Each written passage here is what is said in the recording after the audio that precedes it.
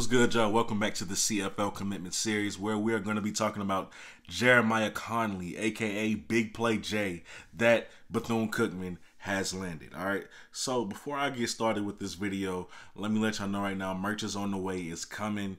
Be on the lookout for that. Clearly, I'm in a different room for a good reason, right? Everybody downstairs won't let your boy have no peace. All right, so I got to do this upstairs in the guest room. Now, guys, Big Play J is a really good prospect. He's one of those kids who didn't have offers or many offers coming out of high school, and I'm glad that he was able to get his Division I offer from Bethune, because it's the only Division I offer that he had, and I didn't want to see his talent. No disrespect to any of the other schools, but I didn't want to see him playing at the NAIA level. Like, I just didn't. Or whatever level that those other two schools that offer him plays at, right? But Big Play J, he's 5'8", 150 pounds, and he's listed as a cornerback, but he's truly an athlete.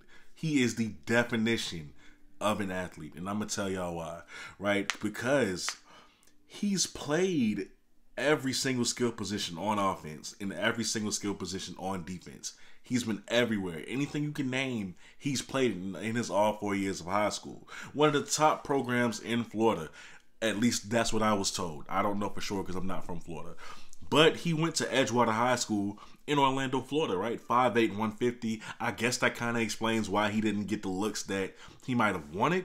But he's one of the top players, right? So somebody could have took a chance on him.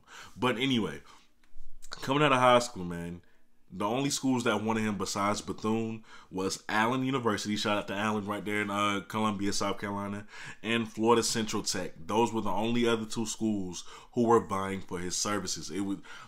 What shocks me about that is this kid has been producing since his freshman year. All 4 years of his high school career, he has an endless list of clutch performances since his freshman year. So when I look at that, I'm thinking to myself, why, other than his height, right? Like, why isn't he being looked at? Like, I still think more Division I schools could have came calling for him, but he's been named Big Play J since his freshman year because he's been producing since his freshman year, right? Also, played every position, told you that. He's a game-breaking returner. Game-breaking returner. Please understand me when I say that. The speed that this kid possesses, you know you're fast when you're looking at the tape and you see a kid outrunning everybody who has an angle on him. Every single time, he's outrunning angles that he should have been tackled at. That's just how fast he is. And the acceleration is right up to par as well, right? So he's a game-breaking returner, primarily used as a wide receiver, right? Because he's 5'8", so you want to keep him in that slot. Can't really have him at running back too much. You don't want a 5'8" corner at the college level, I'm going to just be honest, or safety for that matter. So receiver looks like where he should be making his money at if Bethune-Cookman has any sense, right? But in his career at his high school, man, he's put up 116 receptions, 1,400 yards, 28 touchdowns. On top of that, he's also a threat running the ball as well.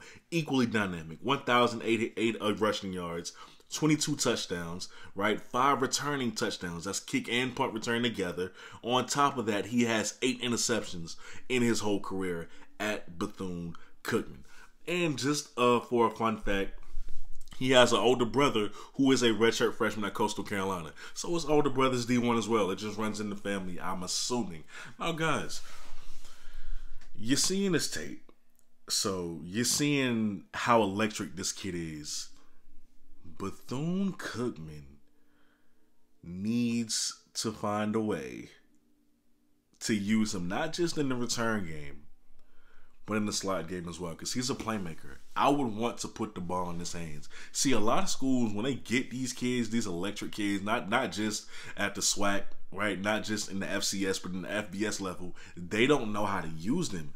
Offensive coordinators aren't really creative enough to scheme players in like this. So what Bethune-Cookman has to do is get over that hump and find a way to use Jeremiah Conley, because whenever he steps on the field, he's going to be electric. Not many kids are going to catch him because he can outrun angles the way that he does, right? So I don't know. It's going to be interesting to see what they do and how they do it with Jeremiah Conley, but I just know that there's two guys that Bethune has on that roster now that they have Big Play Jay. There was a guy last year who I did a video on. I think his first name is Kamari. I want to say his first name is Kamari, not the tight end, right? But his first name is Kamari. I'm pretty sure. It's now you have two guys who are very underrated, right? Who can do it all, who did it all in high school, that you have to find a way to develop and make the most out of. I genuinely think Big Play Jay is a gem, right? Like,